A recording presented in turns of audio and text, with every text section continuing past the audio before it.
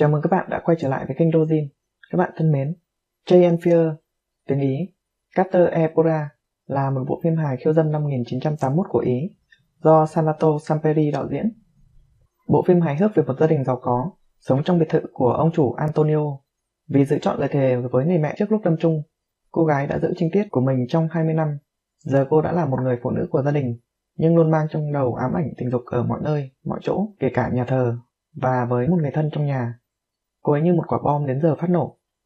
Bộ phim có sự tham gia của các diễn viên Laura Antonelli, Fernando Rey, Christian De Sica, Enzo Cannavale, Gabriele Lazur và Jean-Marc Borri. Sau đây chúng ta cùng tìm hiểu cốt truyện của bộ phim. Antonio là chồng của một nữ thừa kế giàu có, thích vọc vạch với khối tài sản khổng lồ của gia đình, nhưng người thừa kế thực sự lại là con gái ông Rosa, và một khi kết hôn, cô ấy sẽ có quyền kiểm soát tất cả sự giàu có của mình. Nhận ra mình có nguy cơ bị trục xuất khỏi gia sản, và để đảm bảo rằng điều này sẽ không bao giờ xảy ra, ngay trước khi vợ qua đời, Antonio đã thuyết phục người phụ nữ hấp hối, yêu cầu cô con gái nhỏ Rosa của họ thực hiện một lời thề trinh tiết, để cô không thể kết hôn cho đến khi anh ta chết.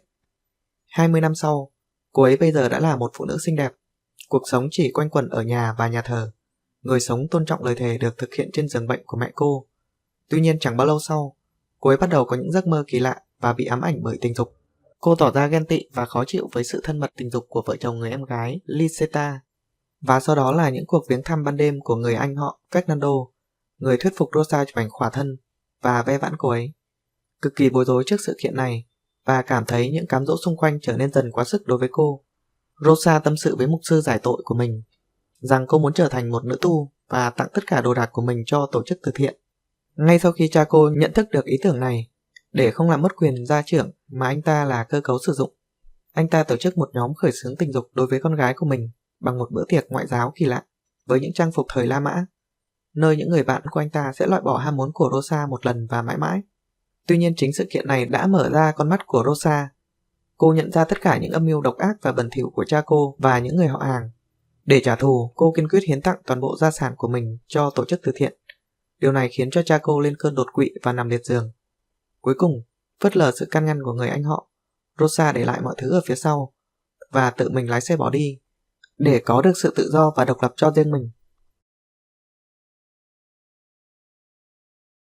Đây là một bộ phim khác nữa mà Laura Antonelli hợp tác với đạo diễn Salvador Samperi, người được biết đến với nhiều tác phẩm đề cập đến vấn đề tình dục hoặc lãng mạn và lập trường châm biếm sâu cay đối với giai cấp tư sản, các quy ước xã hội kiểu cũ và tính tự phụ giai cấp tương tự.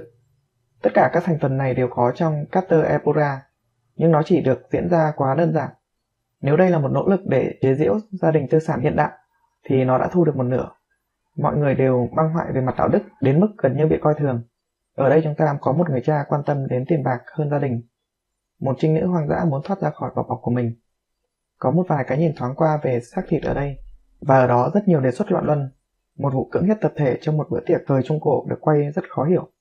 Và một vai nhỏ được giao cho Gabriele Lazur, một nữ diễn viên trẻ đáng yêu thời điểm đó. Diễn xuất của các diễn viên chỉ ở mức trung bình, nguyên nhân chủ yếu là do họ không phù hợp với vai diễn. Laura Antonelli vào vai một cô gái trẻ trong sáng và thuần khiết, một cô gái giàu có mà mọi người đều quan tâm, chỉ để có được đống tiền mặt mà cô ấy được thừa kế.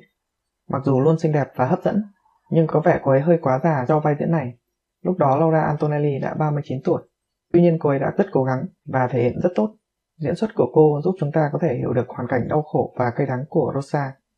Sự thuần khiết của cô khiến cô giống như một đứa trẻ mới sinh và có phần nông cạn, nhưng cuối cùng cô đã may mắn nhận ra âm mưu của cha mình và tìm được sự tự do cho mình. Fernando Rey già đi nhiều so với thời điểm ông tham gia Manuela năm 1976, và có vẻ ít kén chọn kịch bản hơn.